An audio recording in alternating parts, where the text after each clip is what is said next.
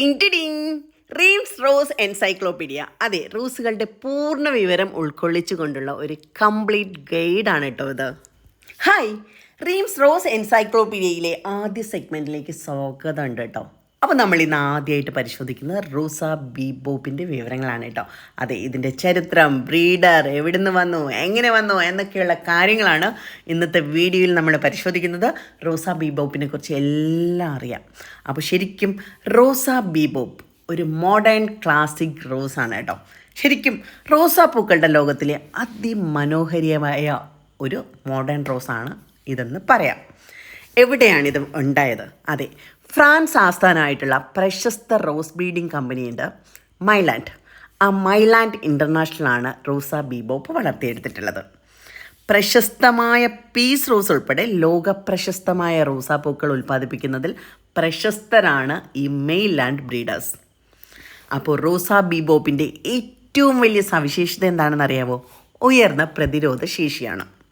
അപ്പോൾ ഫ്ലോറിബണ്ട ഇനത്തിൽപ്പെട്ട റോസാപ്പൂക്കളെ മുഖ്യധാരയിലേക്ക് കൊണ്ടുവരാനുള്ള മെയിൻലാൻഡിൻ്റെ പ്രവർത്തന ഫലമായിട്ടാണ് ഇത്തരം ഒരു റോസ് ബ്രീഡ് ചെയ്യപ്പെട്ടത്. അപ്പോൾ ഏറ്റവും റീസെൻ്റായിട്ട് ബ്രീഡ് ചെയ്യപ്പെട്ട ഒരു റോസാണ് കേട്ടോ ഇത്.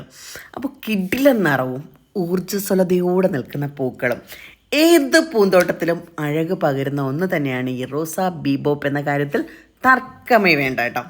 അപ്പോൾ പൂക്കൾ സാധാരണയായിട്ട് കുലകളായിട്ടാണ് കാണപ്പെടുക. നല്ല ആഴത്തിലുള്ള പിങ്കാണോ അതോ മജണ്ടയാണോ എന്ന് തിരിച്ചറിയാനാവാത്ത വിധത്തിലുള്ള നിറമാണിത്. നിങ്ങൾ ഈ റോസ് സൂക്ഷിച്ച് നോക്കിയാൽ മതി. ഇതിൻ്റെ കറക്റ്റ് നിറം നിങ്ങൾക്ക് പറയാൻ പറ്റില്ല. അമ്മാതിരി രീതിയിലുള്ള ഒരു നിറമാണ് ഇതിനുള്ളത്. ഏതാണ്ട് 2 അടി മുതൽ 3 അടി വരെ ഉയരത്തിൽ വളരുന്ന റോസയാണിത്. അതുകൊണ്ട് തന്നെ ചട്ടികളിലും കണ്ടെയ്നറുകളിലും ഒക്കെ വളർത്താവുന്നതാണ്. അതുപോലെ തന്നെ ബോർഡർ പ്ലാന്റ് ആയിട്ടൊക്കെ വച്ച് പിടിപ്പിക്കാവുന്നതാണ്. അപ്പോൾ ബോർഡർ പ്ലാന്റ് എന്ന് വെച്ചാൽ എന്താ പറയുക, നമുക്കൊരു 5 സെൻറ്റോ 10 സെൻറ്റോ ഒക്കെ ഉണ്ടെന്നുണ്ടെങ്കിൽ അതിന് മതിൽ കെട്ടുന്നതിന് വരെ ഈ റോസ വെച്ച് പിടിപ്പിക്കാം. നല്ല അടിപൊളി പൂ മതിലായിട്ട് ഏവരുടെയും കണ്ണിന് അഴക് നൽകി വിടർന്നുല്ലസിച്ച് ഇങ്ങനെ വിരിഞ്ഞ് നിൽക്കും ഈ പൂക്കൾ. പൊളിയാണ്, ഒരു രക്ഷയില്ലാത്ത ഭംഗിയായിരിക്കും. നിങ്ങളൊന്ന് ട്രൈ ചെയ്ത് നോക്കണം കേട്ടോ. അപ്പോൾ ഇതിൻ്റെ ഇലകൾക്കും ഒരു പ്രത്യേകതയുണ്ട് കേട്ടോ. കടും പച്ച നിറത്തിൽ നന്നായിട്ട് തിളങ്ങുന്ന ഇലകളാണ് ഇതിനുള്ളത്. അതുമാത്രമല്ല, ശരിക്കും നിങ്ങൾക്ക് അറിയാമെന്തോ 1940s നിങ്ങൾക്ക് അറിയാൻ വഴിയില്ല, മിക്ക ഒരു 1940s കഴിഞ്ഞ് ജനിച്ചവരായിരിക്കും അല്ലേ. അപ്പോൾ 1940s ഉത്ഭവിച്ച ഒരു ബീബോപ്പ് ജാസ് മ്യൂസിക് ഉണ്ടായിരുന്നു. അതിൻ്റെ ഒരു താളാത്മകവും ഉന്മേഷദായകവുമായ ഒരു ശൈലിയുണ്ട്. ഈ പൂക്കൾക്ക് അതേ ഒരു ശൈലിയാണെന്നാണ് പറയുന്നത്. അതുകൊണ്ടാണ് ഇതിന് ബീബോപ്പ് എന്ന പേര് വന്നത്. അപ്പോൾ ഇതിൻ്റെ ഈ ഒരു പേര് തന്നെയാണ് ഈ റോസിന് ഇത്രയും ജനപ്രീതി നേടിക്കൊടുത്തതെന്നാണ് എനിക്ക് തോന്നുന്നത് കേട്ടോ. ഈ റോസിന് ഭയങ്കര ഫാൻസാണുള്ളത്. അപ്പോൾ ഈ ഒരു പാട്ടിൻ്റെ ഈ ഒരു പേര് ഈ റോസിന് ഇട്ടതുകൊണ്ട് തന്നെ ആയിരിക്കും ഇതിന് ഇത്രയധികം ജനപ്രീതി വന്നതാണെന്നാണ് എനിക്ക് തോന്നുന്നത്. ശരിക്കും എന്താ പറയുക, പൊട്ടിത്തെറിച്ച് തുള്ളിത്തുള്ളിയുള്ള ഇതിൻ്റെ ഒരു നെൽപ്പ് കാണുമ്പോഴുണ്ടല്ലോ എനിക്കും തോന്നാറുണ്ട് ബീബോപ്പ് എന്ന പേര് തന്നെയാണ് ഇതിന് ചേരുന്നതെന്ന്. ശരിക്കും റോസാപ്പൂവിൻ്റെ ഊർജ്ജസ്വലതയും സീസണിലുടനീളം തുടർച്ചയായിട്ട് ഇത് പൂക്കുന്നതും അതും നൃത്തം ചെയ്യുന്ന രീതിയുണ്ട്. ഈ ഒരു പൂ ഒരു നൃത്തം ചെയ്യുന്ന രീതിയിലാണ് വിടരുക. അപ്പോൾ ഇതൊക്കെ പ്രതിഫലിപ്പിക്കാൻ തന്നെയാവും ബ്രീഡർമാർ ഇതിന് ബീബോപ്പ് എന്ന പേര് തിരഞ്ഞെടുത്തത് എന്ന കാര്യത്തിൽ എനിക്ക് സംശയമില്ല കേട്ടോ. അപ്പോൾ ശരിക്കും പറഞ്ഞാൽ 2005 ഈ ബീബോപ്പ് ബ്രീഡ് ചെയ്യപ്പെട്ടത്. ശരിക്കും ബീബോപ്പ് എന്ന് പറഞ്ഞാൽ ഒരു ആധുനിക റോസാണ്. അതെ, ഒരു മോഡേൺ റോസ് വെറൈറ്റി ആണെന്ന് നിസ്സംശയം നമുക്ക് പറയാൻ പറ്റും. അപ്പം നഗര ഉദ്യാനങ്ങളിലാണ് ഇത് കൂടുതലായിട്ട് കാണപ്പെടുന്നത്. പിന്നെ കണ്ടെയ്നർ ഗാർഡനുകളിലും ലാൻഡ്സ്കേപ്പ് ഗാർഡനിലും ഒക്കെ ഇത് കൂടുതലായിട്ട് വളർത്തുന്നുണ്ട്. അത്തരം ഗാർഡനുകൾക്ക് ഇത് കൂടുതൽ ഭംഗി നൽകുന്നുണ്ട്, ഒരു രക്ഷയില്ലാത്ത ഭംഗി നൽകും. പിന്നെ എന്താ പറയുക, ഇതിൻ്റെ ഒരു ഒതുക്കമുള്ള രൂപവും കഠിനമായ സ്വഭാവമുണ്ട്. എന്ന് വെച്ചാൽ ഇതിൻ്റെ തണ്ടുകളൊക്കെ നല്ല സ്ട്രോങ് ആണ്. അപ്പോൾ മൊത്തത്തിൽ ഇതിൻ്റെ കാണാനുള്ള ഭംഗിയും എല്ലാം കൂടെ ഈ മോഡേൺ ഗാർഡനുകളുടെ നടുമുറ്റങ്ങളെയൊക്കെ സുന്ദരമാക്കാൻ ഇത് പറ്റും. നടുമുറ്റങ്ങളിലൊക്കെ അടിപൊളിയായിട്ട് വളർത്തിയെടുക്കാൻ പറ്റുന്നൊരു റോസാണ്. അപ്പോൾ ഇതിൻ്റെ പരിചരണം എന്തൊക്കെയാണെന്ന് നോക്കാം. മിക്ക ഫ്ലോറിബണ്ട റോസുകളെ പോലെയും അടിസ്ഥാനപരമായിട്ടുള്ള പരിചരണം എല്ലാം ഇതിനാവശ്യമാണ്.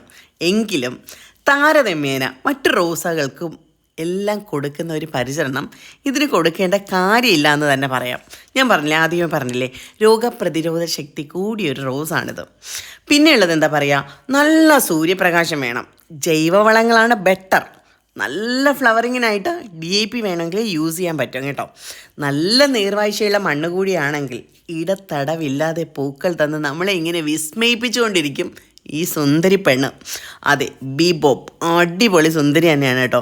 പിന്നെ എന്താ പറയുക, നിറച്ച് പൂക്കൾ തന്ന് ഭംഗിയായിട്ട് വളരാനാണെങ്കിലുണ്ടല്ലോ ഇതിന് പ്രൂണിങ് അത്യാവശ്യമാണ്. അപ്പോൾ ഈ ചെടി സാധാരണയായിട്ട് രോഗപ്രതിരോധ ശേഷിയുള്ളതാണ്. എന്നിരുന്നാലും ചില കാലാവസ്ഥകളിൽ കറുത്ത പുള്ളിയോ മഞ്ഞയോ പോലുള്ള അസുഖങ്ങളൊക്കെ ഉണ്ടാകാൻ ഇടയുണ്ട്. അതുകൊണ്ട് തന്നെ പതിവ് പരിചരണം ഇതിനാവശ്യമാണ് കേട്ടോ. പിന്നെന്താ പറയുക, ആധുനിക ഹോർട്ടിക്കൾച്ചറിൽ ബീബോപ്പിന് വലിയ പ്രാധാന്യമാണുള്ളത്. ഇതിൻ്റെ വൈവിധ്യം കാണാൻ തന്നെയാണ് ആ സ്ഥാനം കൊടുത്തിരിക്കുന്നത്. ഇപ്പം നമ്മുടെ പൊതു പാർക്കുകളിലൊക്കെ ഉണ്ടല്ലോ ഈ റോസ് കൂട്ടമായി നട്ടുപിടിപ്പിക്കുന്നുണ്ട്. നല്ല ഭംഗിയാണ് ഇങ്ങനെ വളരുന്നത് കാണാനായിട്ട്. ഇനി ചെറിയ പൂന്തോട്ടങ്ങളിലുണ്ടല്ലോ, ചെറിയ പൂന്തോട്ടങ്ങളുള്ള വീടുകളിലൊക്കെ ആണെങ്കിൽ ഒരു ഫീച്ചേർഡ് പ്ലാന്റായിട്ടും ഇത് നട്ടുപിടിപ്പിക്കാൻ പറ്റുന്നതാണ്. അപ്പോൾ കുറഞ്ഞ പരിചരണത്തിൽ തുടർച്ചയായി പൂക്കൾ തന്ന് റോസാ ബീബോപ്പ് നമ്മളെങ്ങനെ അതിശയിപ്പിച്ചു കൊണ്ടേയിരിക്കും. അടിപൊളിയല്ലേ? ചുരുക്കി പറഞ്ഞാൽ പരമ്പരാഗത റോസ് ഗാർഡനുകൾ മുതൽ സമകാലീന ലാൻഡ്സ്കേപ്പ് ഗാർഡനുകളിൽ വരെ വ്യത്യസ്തമായ ഗാർഡൻ ശൈലികളൊക്കെ ആ ശൈലികളോടൊക്കെ ഇഴുകി ചേർന്ന് വിടരാനും വളരാനുമുള്ള കഴിവ് ഈ റോസാ ബീബോപ്പിനുണ്ടെന്നർത്ഥം. അപ്പോൾ കൂടാതെ ബാൽക്കണി ഗാർഡനുകൾക്കും സിറ്റിയിലെ മൈക്രോ ഗാർഡനുകൾക്കും ഒക്കെ ഇണങ്ങുന്നതാണ് ഈ റോസാ ബീബോപ്പ്. അപ്പോൾ ഈ റോസ് ബ്രീഡേഴ്സ് ഈ ബ്രീഡ് ചെയ്തത് ഞാൻ പറഞ്ഞു 2005. അപ്പോൾ ആധുനിക ബ്രീഡർമാർ എങ്ങനെയാണ് നമ്മുടെ സൗന്ദര്യശാസ്ത്രത്തിൻ്റെയും പ്രായോഗികതയുടെയും ആവശ്യങ്ങൾ നിറവേറ്റുന്ന റോസുകൾ വികസിപ്പിച്ചെടുക്കുന്നതിൽ ശ്രദ്ധ കേന്ദ്രീകരിക്കുന്നത് എന്നതിൻ്റെ പ്രധാന ഉദാഹരണം കൂടിയാണ് ഈ റോസാ ബീബോപ്പ് എന്ന് പറയുന്നത്. സോ ചുരുക്കി പറഞ്ഞാൽ ആധുനിക റോസ് ബ്രീഡിങ്ങിൻ്റെ ഏറ്റവും മികച്ച ഉദാഹരണമാണ് ഈ റോസാ ബീബോപ്പ്. അപ്പോൾ മൈലാൻഡ് ഇൻ്റർനാഷണൽ വളർത്തിയെടുത്ത ഈ ബീബോപ്പ് സൗന്ദര്യത്തിൻ്റെയും പ്രതിരോധശേഷിയുടെയും പരിചരണ ലാളിത്യത്തിൻ്റെയും സിമ്പലായിട്ട് നമ്മുടെ വീട്ടുമുറ്റത്തേക്ക് ഇങ്ങനെ വിടർന്നുല്ലസിച്ച് നിൽക്കാൻ പോവുകയാണ്. ശരിയല്ലേ? അപ്പോൾ ഇതിന് തൈകളൊക്കെ നമുക്ക് അവൈലബിൾ ആണ് കേട്ടോ. അപ്പോൾ ശരിക്കും പറഞ്ഞാൽ പരമ്പരാഗത റോസിനങ്ങളുടെ നൂറ്റാണ്ടുകൾ പഴക്കമുള്ള ഐതിഹ്യമൊന്നും ഈ ബീബോപ്പിന് അവകാശപ്പെടാനില്ല. എങ്കിലും നമ്മുടെ മോഡേൺ ഗാർഡനുകളിൽ, പ്രത്യേകിച്ച് ചെറിയ സ്ഥലങ്ങളിലും നഗര സജ്ജീകരണങ്ങളിലുമൊക്കെ ഈ റോസിൻ്റെ സ്വാധീനം നിഷേധിക്കാനാവാത്തതാണ്. അപ്പോൾ ബീബോപ്പ് റോസ് അത് വിരിയുന്ന എല്ലായിടത്തും ഊർജ്ജം നൽകുന്നുണ്ട്, അടിപൊളിയായിട്ട് നിൽക്കുന്നുണ്ട്.